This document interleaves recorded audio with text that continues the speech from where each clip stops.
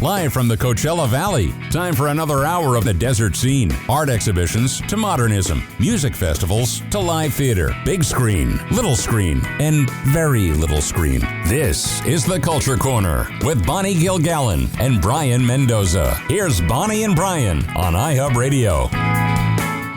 And we are back on the Culture Corner, and I'm so happy to have my buddy Robbie Wayne on the phone, the founding director. Well, not founding, excuse me. Current artistic director of Desert Rose Playhouse. They got a lot going on. How are you doing, Robbie?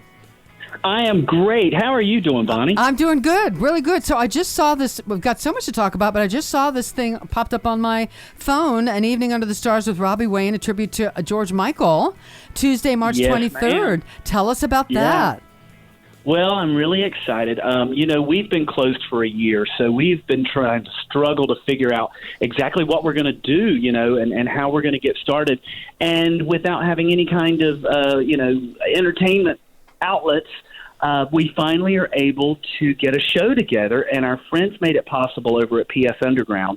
They have this amazing setup. They have a beautiful patio that's guarded from the wind.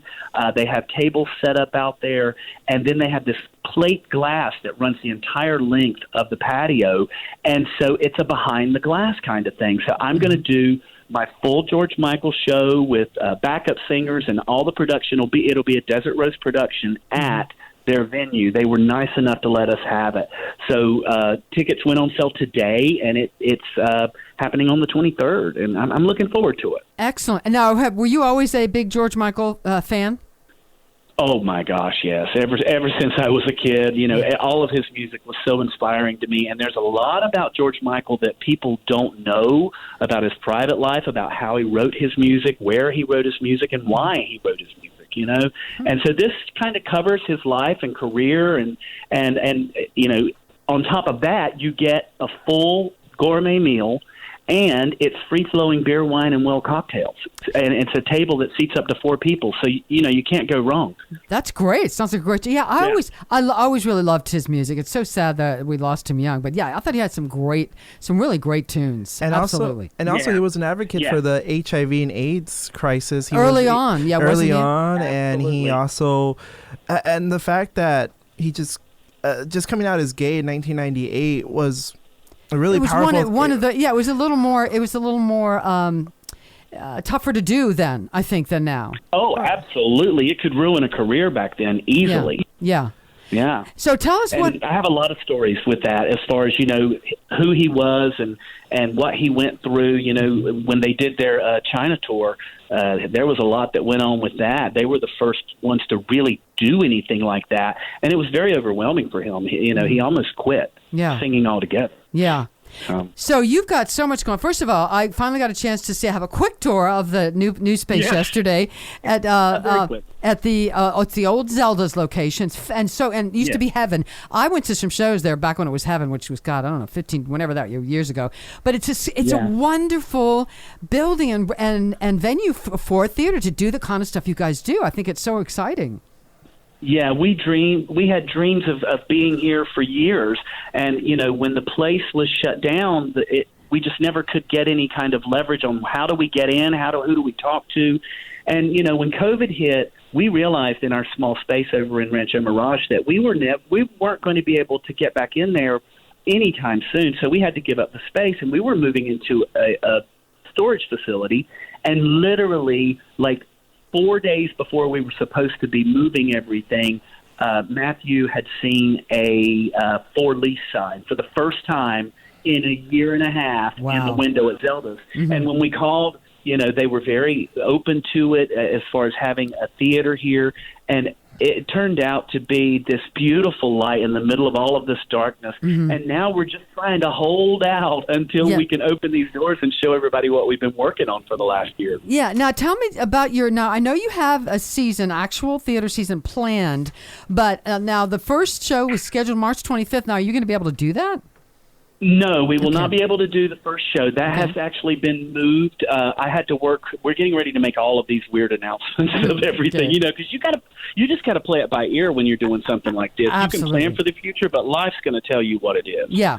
So, Yeah, our March 25th show was the Rocky Horror Show, and that is going to be moved to August. Okay. So I've worked it out with the publishers to change the dates and everything, and everybody's being really understanding, because we just can't open. Yeah. So we are still shooting for Mid-Century Moderns at the very last of April and the first 2 weeks of May. Okay. And we're hopefully that's going to work out to where we can at least have a socially distanced audience in here, because we've got 7,000 square feet now. It's a big space. Yeah. Yeah. So we can get a decent audience in here. And so after Mid-Century Moderns, we think by the Miss Firecracker contest in June that we should be getting back on track. Okay, super. So we have tickets open for anything after June, or from the Miss Firecracker contest. Then we're doing the Great American Trailer Park Musical in July. Then Xanadu in September, Hedwig and the Angry Inch in November, and our yearly show, Christmas with the Crawfords, in December. Which is fabulous. And all of those tickets are on sale now on our website. Which is www.desertroseplayhouse.org. So check that out. Now tell us about the That's Drag, the Tommy Rose thing. That's Drag. Tell us about that. Tommy Rose was so gracious, or so giving with us to say, hey, let me do something so that you guys, I know you can't do a lot and you're filming right now. So he got together this amazing cast of female impersonators, and they came in, and we filmed them all separately to stay socially distanced, and we just put it all together. Tommy hosted. It's now available on Vimeo, along with my own cabaret show, A Road Less Traveled.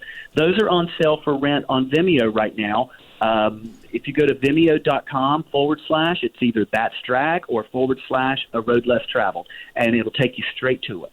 And then, so how does that work? So then you can have it for 20. Tell us how it works, money-wise and all that. Whenever you want to watch, you can get a group of people, or your friends, your family, or people that are in your social bubble, and you get a 24-hour view for $15. And all of those proceeds go to help us continue getting this place together so that we can open and have this fabulous facility for everyone once we open. Yeah, that's great. And it's you're right. These days you have to, whether you're a theater or a performer or whatever you got to be creative and innovative on coming up with ideas to how to stay afloat but still stay safe within all the rules that are out there. Yeah. I did the first cabaret show because it's just so much easier when you're not having to deal with other people during the social distancing stuff. So I've been having to try to create content and be creative about it. So I wrote a cabaret show called A Road Less Traveled, and it talks about my childhood and a lot about my relationship with my mother, and a lot of people actually related to it. And I use songs to express my feelings and what I was going through at the time, and then the coming out part and all of that. So it's more of an intimate show than I've ever done, and a lot of people have been very receptive to the fact that I kind of opened up and just showed the bare bone. It took it all the way in, and it was just a lot, but. Everyone seemed to enjoy it. It's still up for rent. Same deal, $15, 24 hours, and it's at the Desert Rose Playhouse site on Vimeo. And now, how tough was that? Because it sounded like you really did kind of bare your soul on that. I did, and I literally cried at certain parts in between, because there's happy stuff, and then there's stuff that just I needed to get out, and being distance during COVID for all of this time, I really did a lot of soul searching, and I made a lot of peace with myself and with the relationship with my mother, and it was just my way of finally expelling all of that. So there's really happy times, and then there's times to where I barely made it through the song. Yeah. So it sounds very. That's unlike me a lot, because I usually try to keep that professionalism and all of that in my shows, but this was just much more of an intimate type thing. It sounds very cathartic. So was it kind of a relief and a release after you did it? I slept really well that night. Yeah, good. Yeah. So tell us about how. My tour was really quick yesterday. How close are you to having? Because that was a big job to come in there and tailor that space to what you needed. Yes, we have worked every single day practically. We get a day here and there every few weeks, but Matthew and I have worked along with Duke and Christopher and Phil and all of our guys, and just there was like a group of 6 of us, and we had to tear this entire place apart, rewire, new fire system, tearing out bars and all of this stuff. And it's just, it was a lot. And many times we thought, you're crazy. What are you doing? And then you wake up the next day and you're just so excited to get started on it again. Yeah. So we're almost there. All our stage and all of our technical stuff is up. The sound system is installed. We still have a lot in the actual house, because we're building stuff and all of that's out. But it's mainly we're to the point now to where it's cleaning up and finishing some painting, and there are a few lighting things here and there. The bathrooms we're redoing, and we're ready to go. And how many people? I know, once everything's safe again, how many can you seat in there? Well, we actually are waiting for our certificate of occupancy for our final, fire inspection and all of that, which is coming. But right now, we're hoping, because the old nightclub had 700 people. Wow! But that's a nightclub. There's plenty of egress, plenty of room, plenty of exits. So I am at least got my fingers crossed for at least 250. Okay. That sounds great. Yeah, that sounds fabulous. Which I think is very doable. And from people that I've talked to, considering all of the exits and the new fire system and everything, they don't think that's out of the question at all. Yeah. Well, I just want to say that if you've never seen anything that Desert Rose Playhouse has put on, you're missing out. You guys do some, and I know because I've been to a lot of them because I write reviews from stuff. You guys put on some really high quality stuff. And if anybody that's listening, if you like theater, if you like Desert Rose Playhouse, if you like Robbie Wayne, and who doesn't, it's seriously, think about buying some tickets for the upcoming season, or going on Vimeo and checking out That's Drag or Road Less Traveled, or even making a donation, because these folks do such great work, and this is such a wonderful space, and we want to keep it going. Yeah. We really, really, really want to keep it going. We just got to hold out. If we can just hold out until this ban is lifted on indoor theater, then we're fine. We're going to be great. And the way people can help is to go ahead and buy your tickets for the end of the year. We have those tickets on sale right now. Go ahead and buy the tickets so that we can have some cash flow to continue what we're doing. Because, like I say, once we get through this, it's going to be fine, because I have a lot of faith in this building, and I've dedicated my life to it. Mm-hmm. How many seats did you have in the old space? It was much smaller. We had about 75 to 80 on a good day. Mm-hmm. So this is and 8-foot ceilings. So this is a whole new experience. If you haven't seen, you can even go to our Vimeo page and see a couple of the teasers of the shows that we have, and it doesn't look like anything I have seen in a long time. We have a lot of good things going on, and a lot of the stuff we inherited from the old facility that was here, that was still here. Yeah. So we just incorporated it into what we were doing. Well, Robbie Wayne, congratulations again on the new space. I know you're going to be fine. I got my fingers crossed. Buy some tickets. Go to Vimeo. Support this theater, because you guys do great stuff. And break a leg on the George Michael show. That sounds like a fabulous night of entertainment. Thank you so much, and I can't wait to give you a big hug as soon as I can. Me too. All right, Robbie Wayne, thank you so much for being here. Don't work too hard. All right, we're going to take a quick break on the Culture Corner. We'll be right back.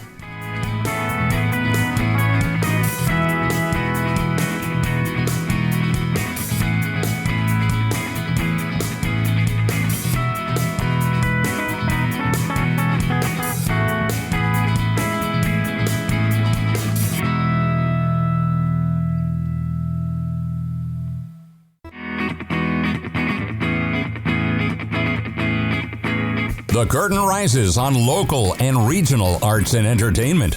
From music to theater, films to fine art, it's the Culture Corner. Get connected.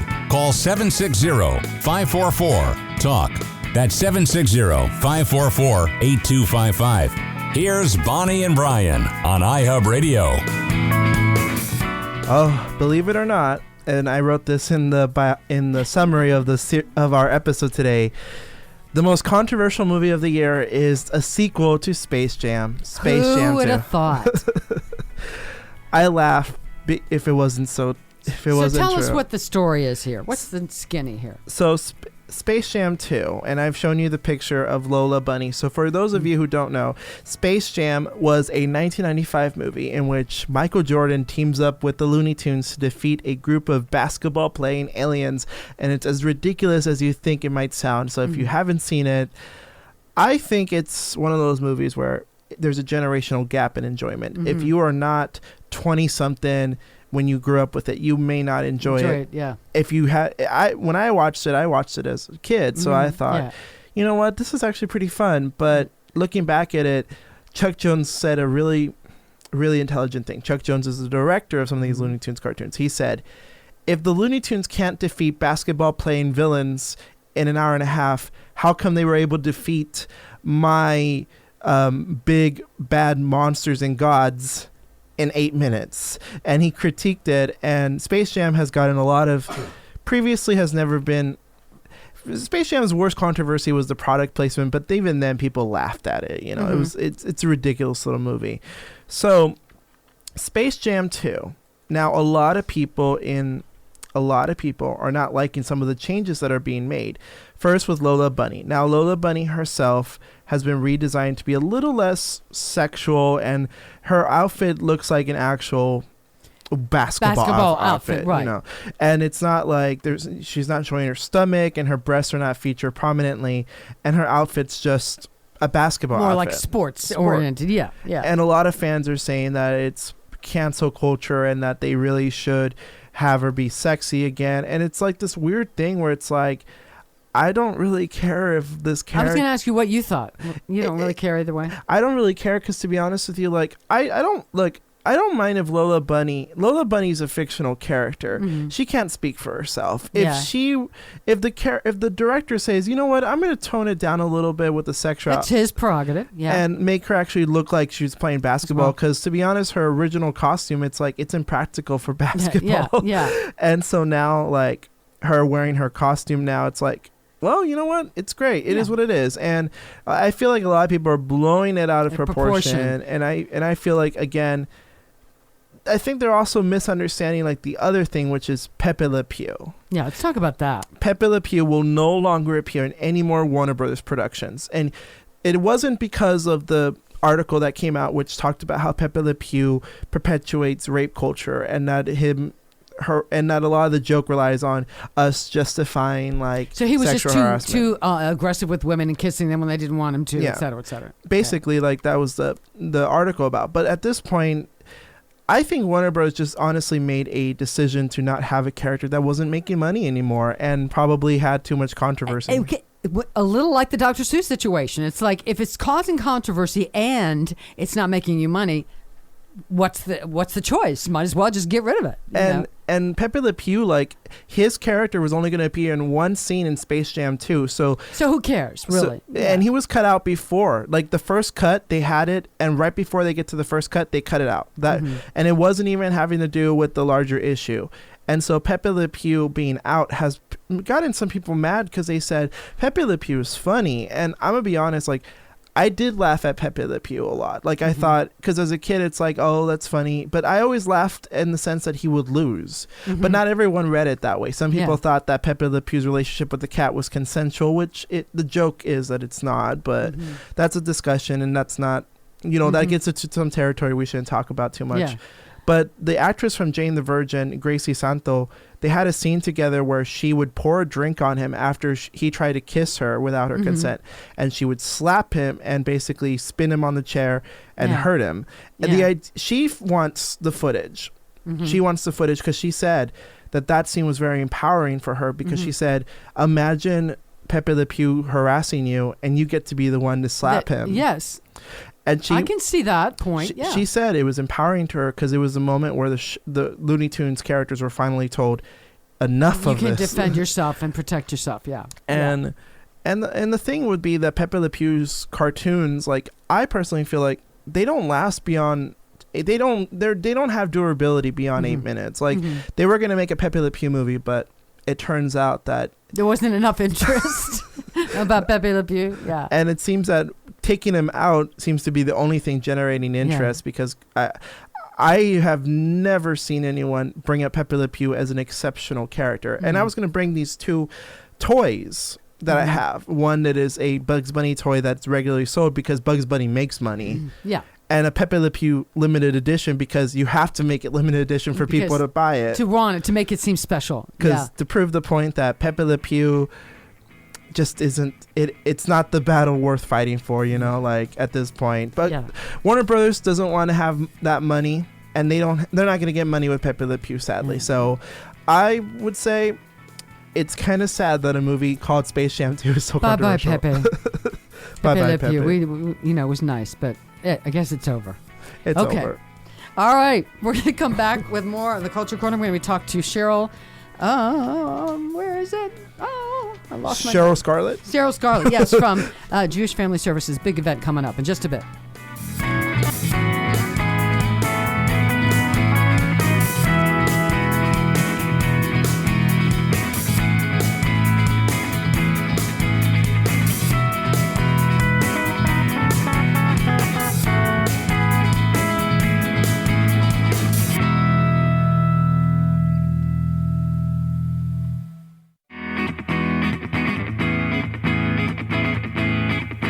You're listening to Bonnie Gilgallon and Brayan Mendoza, talking arts and entertainment on iHub Radio's The Culture Corner. Live from the desert cities of Southern California, here's Brayan and Bonnie. And we're back on the Culture Corner, and we're really happy to welcome to the show right now Cheryl Scarlett, who is the Director of Major Gifts and Fundraising for JFS, Jewish Family Service of the Desert. Hi, Cheryl. How are you? I am fine. How are you today? Good. Thank you so much for being with us. So you got a big event coming up. This sounds like so much fun. April 5th, 6th, or 7th, the Clergy Boys, a musical journey back in time at the drive-in. So tell us a little bit about this event. Well, we Jewish Family Service of the Desert we like to have events, things that are different, and that gives us opportunities to have our donors meet each other and to thank our donors for supporting us for the work that we do.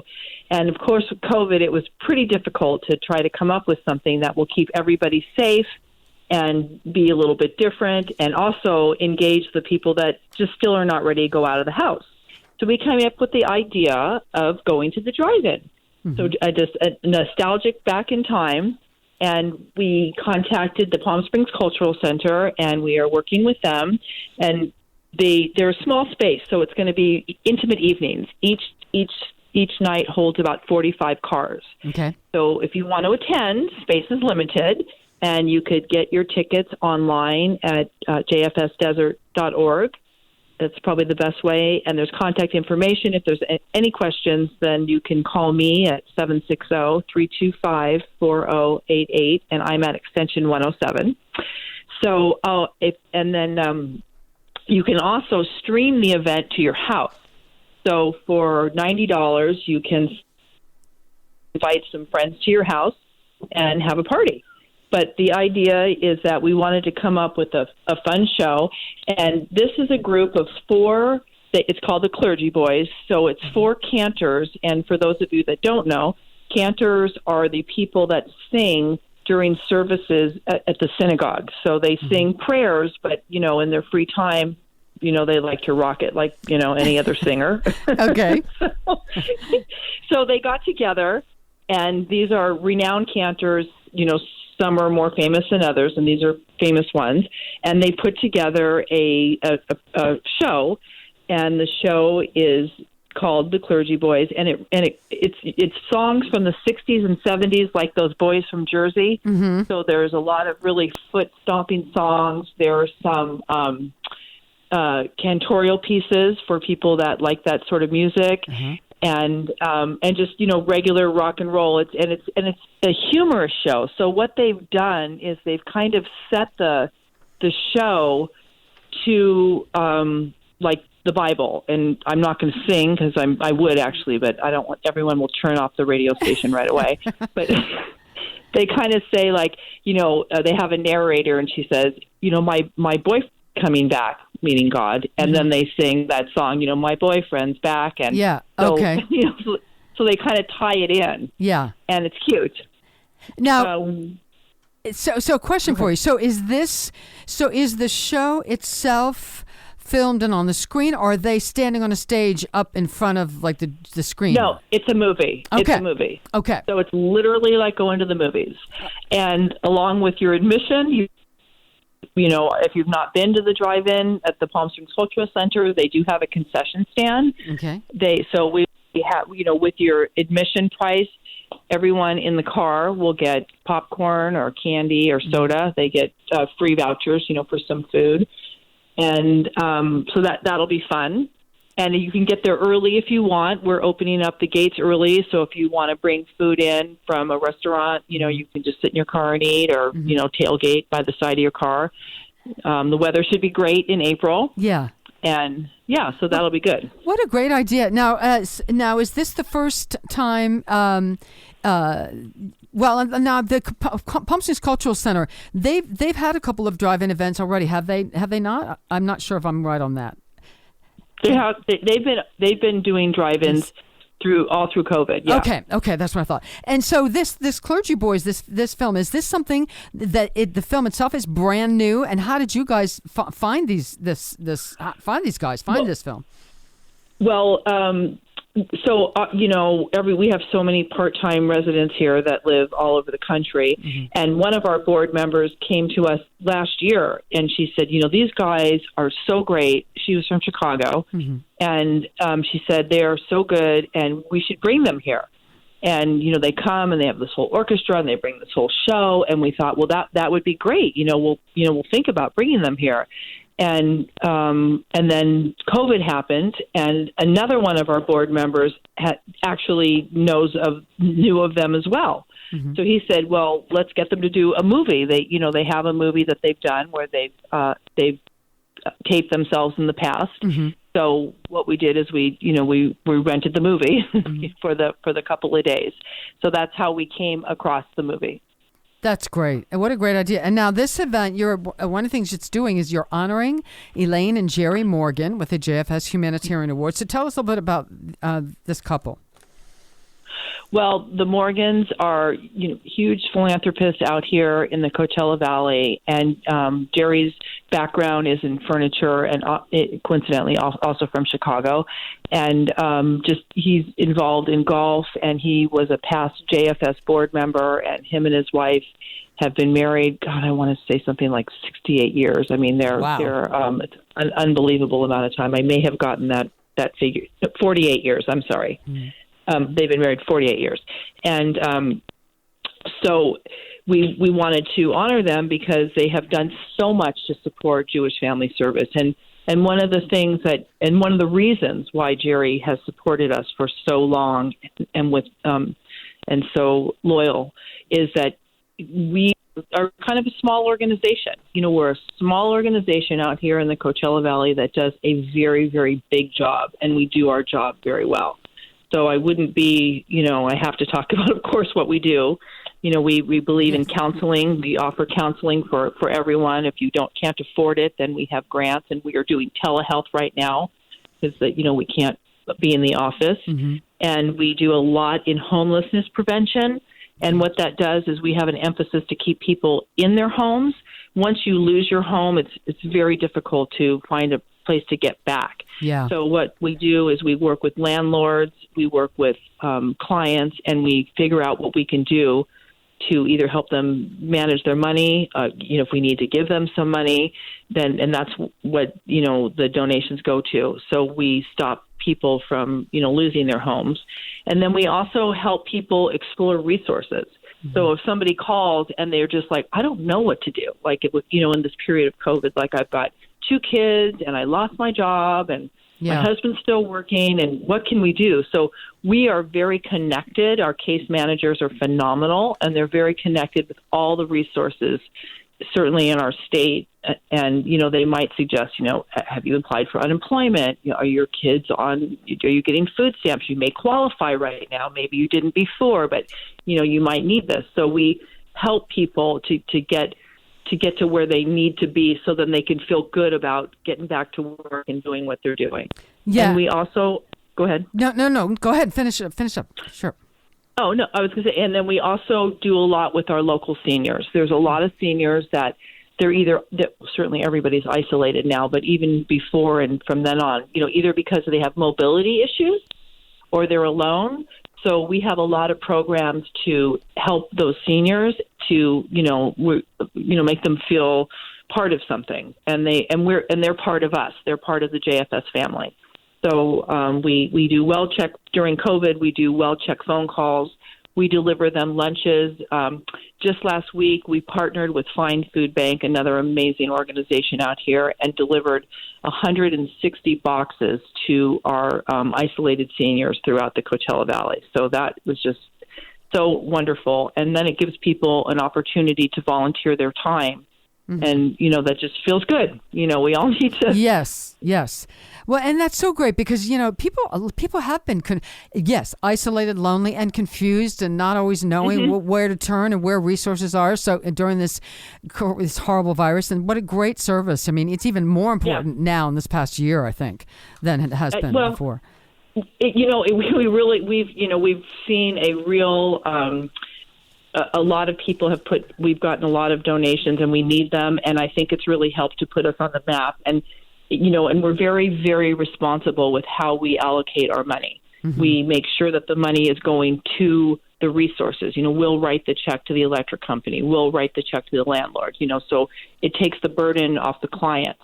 And so this is what Jerry and Elaine understood about our organization, that we're very fiscally responsible. We vet all of our clients, and that we're small, but we're mighty. We're not super small. I mean, we're pretty good size and getting bigger all the time. But so this is our way of thanking Jerry for helping us so much. So we're very happy to be doing that. Yeah, and I just have to ask you this question: I was looking at the About Jewish Family Service, founded on the Jewish principle of healing the world. Is it Tikkun Olam?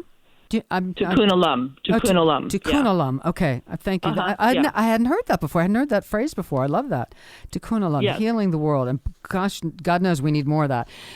Okay, so I just want to recap here. So this is called, it's a musical journey back in time at the drive-in, starring the Clergy Boys, April 5th, 6th, or 7th, honoring Elaine and Jerry Morgan with the JFS Humanitarian Award. You can get your tickets. Go online to JFS Desert, JF as in Frank, Desert.org, or they can call you, 760-325-4088, extension 107. I mean, this just sounds like such fun. And you get there early, and there are concessions, or you can bring in your own food. So gates open at 6:30. So it's a 2-hour program. Program starts at 7:30. What a great idea. I mean, sounds such fun. And so now we think so. Do you have other things like this probably planned a little bit down the road for further later on in the year? Well, we are hoping that we'll be able to get together and gather in December. In December, we normally have our patron party, and that's where people make donations to JFS, and we have a kind of an event. It's sort of the first of the year. We've been doing this. This will be our 19th patron party. Wow. So I know. So we are hoping to have that live in December, and but if not this last year, which I'm sure we'll be able to be live, but you never know. Last year we had our patron party virtually, and we delivered gift baskets to all of our patrons. Mm-hmm. Yes, but, I think, in addition. Go ahead. I think we talked about that. I think I might have had you on. I remember that. Yes. Okay. Oh, okay. Good. And in addition to that, we're just doing a lot to help we have some other programs going on just to help families specifically during this time, like you said, Bonnie, that are affected with COVID. Yeah. I mean, we know, even though people are getting back to work, thank God, back here in the desert, that the backlash of not working and losing a whole season out here. So, they're going to need help through the summer. I think things aren't really going to return to normal until after that. So we really want to be able to help these families feel good about themselves and help them to recover. Well, thank you so much. Cheryl Scarlett, Director of Major Gifts and Fundraising, JFS of the Desert. Such great work you guys do, and this sounds like such fun. Thank you. The Clergy Boys, April 5th, 6th, or 7th, jfsdesert.org, or 760-325-4088, extension 107. Thank you so much for being here. I really, really appreciate it. Thank you, and have a good weekend. Okay, you too. All right. We'll be back. All right, bye-bye. Bye-bye. We'll be back with more in just a minute.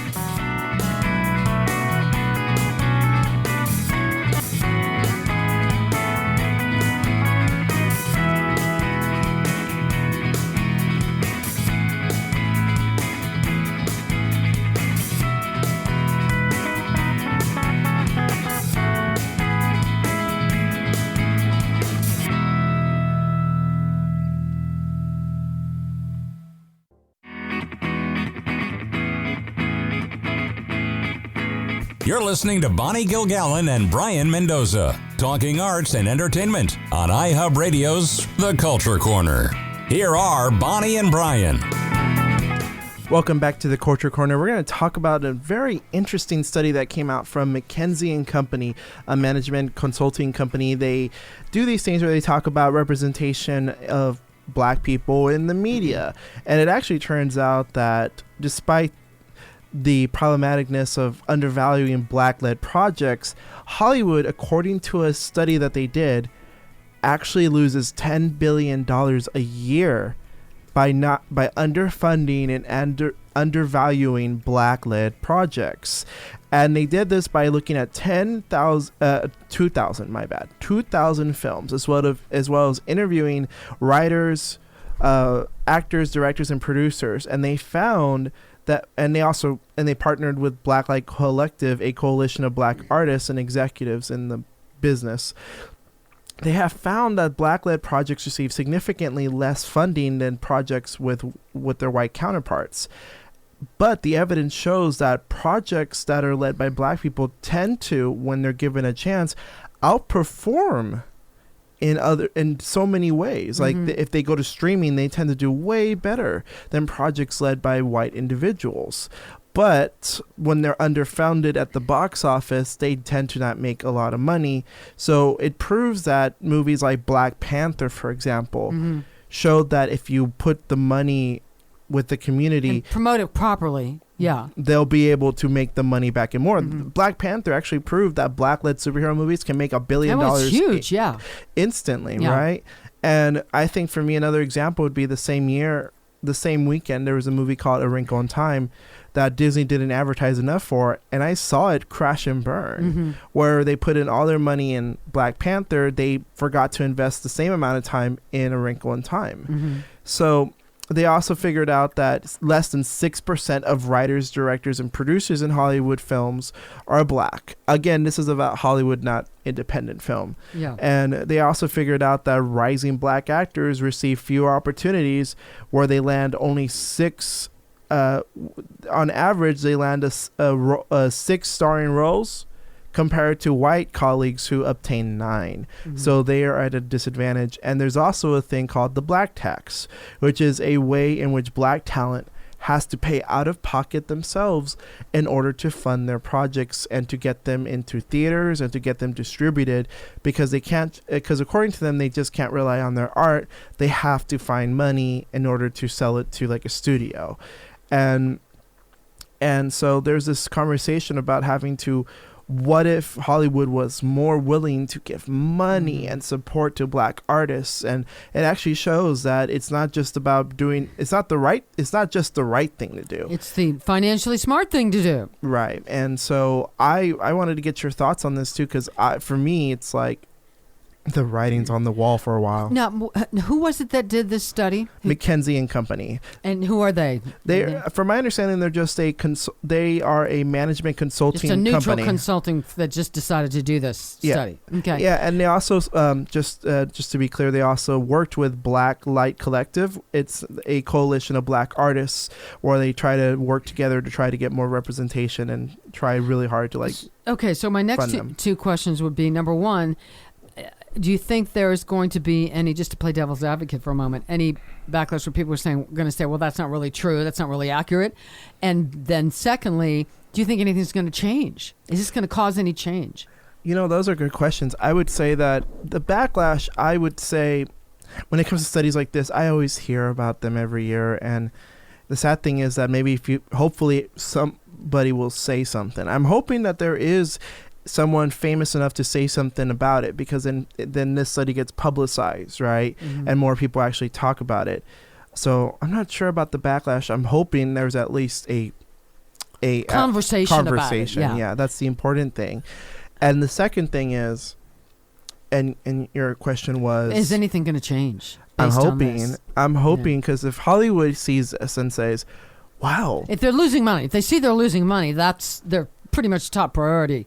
they have nothing to lose by funding a black project, because the fact is that Hollywood is struggling right now with the pandemic. They are not getting movies in movie theaters the way they would normally. The billions of dollars that the Disney company, for example, would make a year, they didn't make them last year. So it just shows that, hey, maybe investing in black projects in the future will actually gain you a lot of respect and money. Smart business sense, in addition to being the right thing to do. Yeah. And also the fact is that the Golden Globes too was also part of this article on Deadline, where they said that HBO did not put enough effort to give a awards campaign to I May Destroy You, which is a black-led project about a woman who suffered sexual assault and the ramifications of what happened. And it was a really good series on HBO Max. And it turns out that because it wasn't well advertised, and because it got canceled, and because, well, they didn't throw in money, that this critically acclaimed show unfortunately didn't get any awards nominations, even though at the lesser awards, it got plenty. At the Broadcasting Awards, it won a lot. Yeah. Whereas at the Golden Globes, it didn't. Because you really got a campaign for something like that. Yeah. And it just shows that if you invest in black creators, that will, and it's going to sound bad saying this, but you will benefit from it too.